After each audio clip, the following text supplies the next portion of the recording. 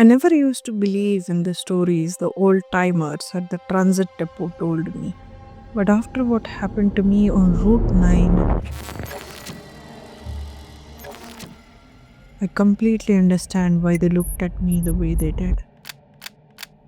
I understand why no one wanted that route.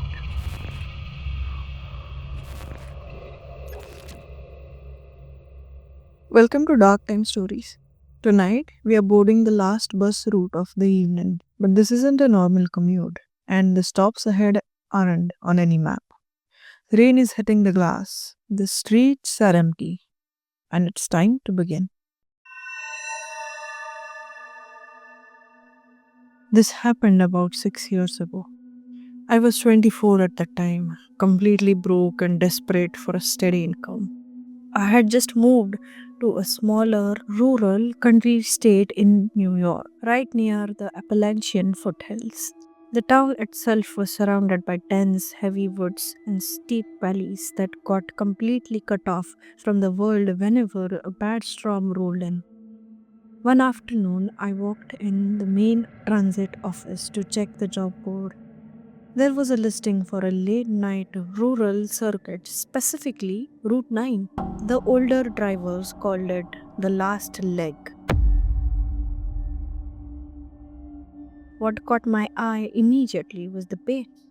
It was nearly double the standard rate for city routes. I walked straight into the basement office of the supervisor, an old guy named Miller. He was sitting behind a desk cluttered with old clipboards, smoking a cigarette, even though there was a clear no smoking sign right above his head. I told him I wanted to sign up for Route 9. He looked up at me, his eyes bloodshot and incredibly tired.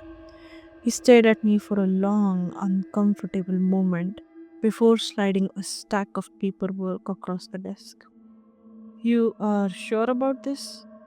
He asked, his voice rough and raspy. Arthur ran this route for almost 30 years. Never missed a shift until a few months ago. Did he retire? I asked, pulling out my pen.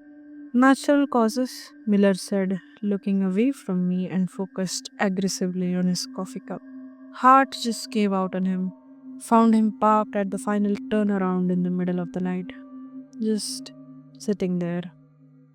But hey, if you want the hours, the route is yours. When I walked out into the driver's break room a few minutes later, holding my new schedule, the entire room went completely dead silent. Old man Henderson, who had been driving the country since 1980s, lowered his newspaper. He stared at me with this look of pure pity. Nobody said a single word to me. They just watched me walk past, like I was a dead man walking. At the time, I just brushed it off. I thought the old guys were just bitter that a rookie like me was getting the highest paying routine on the board. I wish I had asked them why they were looking at me that way. For the first few years, the route was actually pretty peaceful. Route 9 was a long, winding stretch of two-lane highway that cut through the valley. It connected the main town to a few isolated mountain communities before ending at a gravel turnaround called Cross Creek. The shift started at 9 p.m. and ended around midnight. By the time I hit the final three stops on the route, the bus was almost always empty. The town had actually abandoned that specific part of the valley back in the 90s after a massive flood ruined most of the houses. Nobody lived there anymore. But company policy was incredibly strict. Every single stop, every single night, you have to come to a full halt for 30 seconds. It didn't matter if there was no one there. You had to stop, open the doors, wait, and then move on. They tracked us via GPS, so there was no skipping it. Everything was fine until November of last year. If you have ever lived near the mountains, you know how November feels. The air gets incredibly brittle and cold, and this thick, heavy fog crawls off the local reservoir, completely swallowing the roads. It was a Tuesday night, right in the middle of torrential downpour. The rain wasn't just falling, it was slamming against the windshield of bus 412 in massive sheets. The old diesel engine was groaning as I forced it up the steep, winding incline of Mountain Pass. I glanced at the digital clock on my dashboard. It read 11:42 p.m. I was few minutes ahead of my schedule. The interior of the bus was bathed in that dull, sterile hum of the overhead fluorescent lights. I looked in my rearview mirror. The long aisle of the bus stretched out behind me. 20 rows of cracked brown vinyl seats, empty. But for the past few weeks, I had been feeling this strange, uncomfortable sensation. It felt like I wasn't alone. I slowed the bus down as I approached the stop for Blackwood Lane. It was a horrible, desolated spot. There was no bus shelter, no street lights, nothing. Just a rusted metal pole overgrown by thorns and weeds, stuck right at the edge of the dense black woods. I brought the bus to a full stop. The air brakes hissed loudly, a sharp, aggressive sound that seemed to echo into the dark trees. I pulled the mechanical lever to my left, and the front bifold doors creaked open, letting in a blast of freezing, damp air and heavy smell of rotting leaves. I stared out into the darkness, waiting for my 30 seconds to pass. Nothing, just rain bouncing off the asphalt.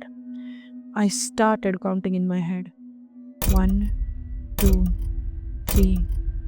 And then, from the very back of the bus, I heard a sound. It was a soft but distinct. It sounded like something heavy settling onto the back of the seats. My eyes snapped up to the rear view mirror. The aisle was completely empty. Nothing had changed. But suddenly, the temperature inside the driver's cabin plummeted. It got so cold that I could see my own breath forming white clouds in front of my face. Just the chassis setting, I muttered to myself. I pulled the lever, closed the doors, and shifted the bus back into gear. As we started moving, a horrible feeling washed over me. It felt like someone was standing right behind me, staring directly at the back of my neck. It was heavy, physical pressure. The tiny hairs on my arms stood straight up. I looked up at the wide, convex mirror mounted above my head. This mirror gives the driver a wide angle view of the entire interior of the bus. In the very last row, in the dark corner where the fluorescent bulb had burned out a few days prior, there was a shape. It looked like the silhouette of a person sitting perfectly still. My heart did a violent flip. I quickly turned my head to look back with my own eyes. There was nothing there, just empty vinyl seats. I shook my head, rubbing my eyes. Get a grip, I whispered. 2 more stops, then a turnaround, then we can go home. The road narrowed significantly as I descended deeper into the hollow. This was my least favorite part of Route 9. The trees grew so close to the asphalt that the branches would constantly scrape against the roof of the bus. It sounded exactly like fingernails dragging across the metal roof. The radio had completely died about 10 miles back. The static had gotten so loud and aggressive that I just turned it off. The only sound left was the loud, rhythmic slap of the windshield wiper. As the bus rounded a very sharp, blind curve, my headlights caught something on the side of the road. I gasped, slamming my foot on the brake pedal. The massive bus skidded on the wet road, the brake end fishtailing slightly before the tires finally gripped the road and came to a stop. There, standing directly under the flickering, broken street light at the old foundry stop, was a person. It was a woman. She was wearing a long, heavy wool coat that was completely drenched, clinging to her body. Her head was bowed deeply towards her chest, and her long, dark hair was matted across her face, hiding her features entirely. She was standing perfectly still in the freezing, pouring rain. She wasn't even shivering. My chest was heaving up and down. In 6 years of driving this route, I had never once picked up a passenger on this section of the road. Not a single time. My hand hovered over the door lever. Every single survival instinct in my gut was screaming at me to hit the gas and drive away. It was primal, terrifying feeling. But then I thought, what if she's real? What if her car broke down in the woods? If I left her out here in freezing November storm, she could literally die of hypothermia before the morning. I slowly pulled the lever. The door hissed open. The moment the door opened, a horrible, sickening smell rushed into the bus. It didn't smell like rain. It smelled stagnant river water, thick mud, and something faintly metallic. It smelled exactly like old copper, like blood. The woman didn't move at first. Then, with a slow, jerky, unnatural motion, she lifted her foot and stepped onto the first rubber step of the bus. She didn't look at me. She kept her chin tucked tightly into her collar. As she stepped up next to my driver's cabin near the fare box, I noticed her clothes weren't just wet, they were covered in thick, dried gray mud. The bottom of her coat was torn to shreds, like it had been dragged through sharp rocks and brambles. Fare is 250, I said. My voice trembled and I hated how scared I sounded. I tried to use my professional driver's voice, but the air inside the bus felt incredibly heavy, making it hard to breathe. The woman didn't say a word. She didn't look for money. Instead, she slowly raised a pale, bloodless hand and pointed to a single, dirt cake finger towards the back of the bus. I swallowed hard. Ma'am, you need to pay or you need to step off the bus. She didn't move. She just kept pointing into the dark aisle. Honestly, I was so terrified that I just wanted the interaction to end. I wanted her away from me. I waved my hand dismissively. Whatever, just go sit down. We'll sort it out when we get back to the terminal. The woman turned and began to walk down the center aisle. Her movements were deeply unsettling. She walked with this rigid, jerky motion like a puppet being pulled by invisible strings. Her boots made a wet, squelching sound against the floor, leaving a literal trail of muddy, dark water behind her. I watched her through the rearview mirror. She walked all the way to the very back, past all the empty seats, and sat down in the last row on the left. It was the exact spot where I thought I had seen that shadow earlier. The moment she sat down, she was completely rigid. She didn't look out the window. She just sat there, staring straight ahead with her head bowed. I pulled the lever and closed the front doors. The loud mechanical clang echoed through the bus, and suddenly, it didn't feel like I had locked the weather out. It felt like I had locked myself inside a cage with something terrible. I shifted the bus into drive. Next stop, Cross Creek, turn around, I announced into the microphone. My voice cracked completely. Final stop.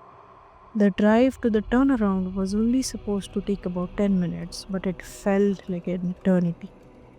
The presence of that woman in the back of was suffocating. The temperature in my driver's area kept dropping. I had the dashboard heaters blasting on the highest setting, but the air coming out of the vents felt like ice.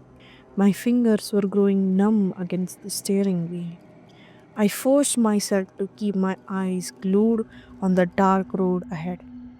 I strictly told myself not to look at the mirror. I didn't want to see her. But when you're terrified, your brain betrays you. Against my own will, my eyes flicked upward to the wide angle mirror. The woman was no longer in the back row. She was 3 rows closer. I choked on my breath, my heart hammering violently. I blinked hard, thinking the rain and flickering lights were just messing with my eyes. But when I looked again, she was definitely sitting in row 70. She was still perfectly rigid.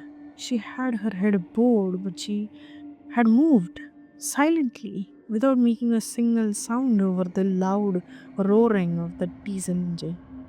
Hey, I shouted, turning my head slightly. Ma'am, you need to stay seated while the bus is moving. No response. She didn't flinch. I looked back at the road. Thank God the turnoff for the creek was just ahead. It was wide gravel loop cutting into the sideway of the mountain where the bus could turn around and start the long trip back to the city. There was a single flickering halogen light pole marking the loop. I turned the steering wheel hard to the right. The bus swung onto the gravel lot. The tires crunched loudly against the stone. I pulled the emergency brake lever, and the loud of the brake gave me a tiny, fleeting sense of reality. I was done. This was the end of the line. End of the line, I said loudly, my voice echoing in the empty metallic bus. Everyone has to get off. I looked up at the mirror to make sure she was moving. She was in row 8, which was less than 10 feet behind my seat now, and this time she wasn't sitting down. She was standing right in the middle of the center aisle. Her head was still tilted down, but her arms were hanging completely limp at her sides. Panic completely seized me. My heart was slamming against my ribs so hard it actually hurt. Look, lady, I don't know what kind of game you're playing, but you need to get off my bus right now. I grabbed the door lever and pulled it back to open the doors. Nothing happened. The lever moved, but the doors remained closed. The regular pneumatic hiss didn't come. I shoved the lever forward and yanked it back open with all my strength. The metal gates groaned, but the door stayed completely sealed. No, no, no, no, no, come on, open up. I muttered, tears of panic welling up in my eyes. I slammed my palm against the steering wheel. Suddenly, a violent, unnatural wave of cold swept through the entire bus. I watched in horror as frost began to rapidly form on the inside of the windows, spiderwebbing across the glass at an impossible speed. Then, the fluorescent lights overhead began to pop, one by Please, one, not this, not starting from now. the very back of the bus, moving in the front. With every single light bulb that exploded into darkness, I could hear a sound from the aisle, a wet, heavy, dragging step. She was walking down the aisle towards me, fast. I completely abandoned the door lever. I grabbed my cell phone from the dashboard, my hands shaking so violently I almost dropped it on the floor. I looked at the screen. No service, not a single bar. The darkness was only a few feet away now. Only this single light bulb directly above my driver's seat was left burning, casting a dim, yellow circle of light over me. Slowly, with absolute dread, I raised my head to look at the white angle mirror above me. The woman was standing right behind the glass partition of my driver's cabin. For the very first time, her head slowly tilted up. I felt the air completely leaving my lungs. I wanted to scream, but no sound came out. There was no face beneath the matted, wet hair. Where her eyes should have been, there was only empty, hollow, black sockets. Thick, dark river mud was slowly dripping out of them, running down her pale cheeks. Her skin was translucent, bruised, rotting blue, pulling tightly across her skull. Her jaw was completely unhinged, hanging wide open in a silent, horrific scream of pure agony. But it wasn't just her. As I stared into the mirror, the shadows in the back of the bus began to shift and move. The empty rows of seats were no longer empty. Sitting in the dark rows behind her were dozens of them, pale, bloated figures. Their clothes were soaking wet, dripping water onto the floor, and their eyes were completely gone. Some of them wore old fashioned clothes from the 1970s. Others looked like they belonged to the turn of the century. And sitting in the very front row of the passengers, wearing a faded country transit uniform with a name tag that read Arthur, was an old man. His eyes were hollowed out, but his blue, rotting lips were pulled back into a wide, terrifying, welcoming smile. Arthur raised a dead, withering hand and pointed his finger directly at me. The final fluorescent light bulb right above my head began to flicker violently. The overwhelming smell of copper, rust, and river rot filled the driver's cabin. It was so thick I could literally taste it in the back of my throat. And then I felt it.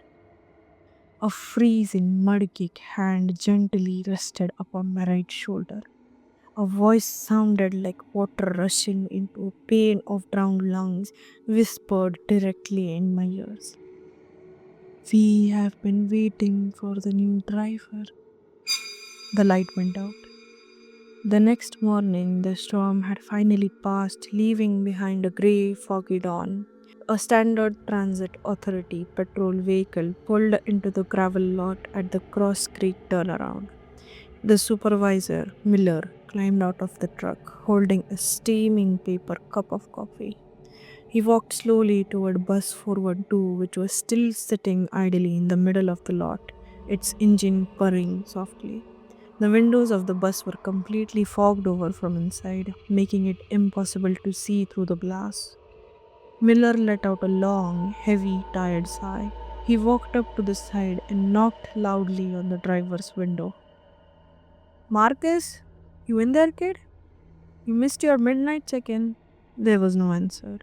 Miller reached into his pocket, pulled out a master key, and inserted into the external emergency valve. He turned it, and the front doors finally hissed and pushed open. The air that rushed out of the bus was freezing cold, smelling faintly of old mud and stagnant water. Sitting right there in the driver's seat was me. My hands were still tightly gripping the steering wheel, my knuckles completely white. My eyes were wide open, staring blankly out at the gravel lot ahead. I wasn't moving. I wasn't breathing. Miller didn't panic. He didn't scream. He just closed his eyes for a moment, a look of profound, exhausted sadness washing over him. He reached out his hand and gently pressed two fingers against my neck. Nothing. Completely cold. No pulse. Natural causes. Miller whispered into the empty bus, his voice sounding hollow and flat. Just like Arthur. Heart gave out on him. He took a step back, pulling out his cell phone to call the emergency service when something on the floor caught his eye. The floor of the bus was completely dry, except for one thing. There was a single wet trail of muddy footprints. They started at the very back row of the bus, walked all the way down the center aisle, and stopped directly behind the driver's seat. And there were no footprints leading out the bus. Miller slowly looked up at the wide angle rearview mirror mounted above the dashboard. The glass of the mirror was heavily fogged up from the moisture inside the cabin, but someone had traced a message into the condensation from inside of the glass. It was two words written in shaky, frantic, desperate hand: "Help me." Miller stared at the words for a few seconds, his breath catching in his throat. He reached into his pockets, pulled out a cloth handkerchief, and slowly wiped the mirror completely clean, erasing the words into nothingness. He walked out of the bus, stepping onto the gravel, and pulled his transit radio from his work belt. Depot, this is Miller. He said, his voice completely devoid of any emotion. We have a sudden vacancy on Route 9.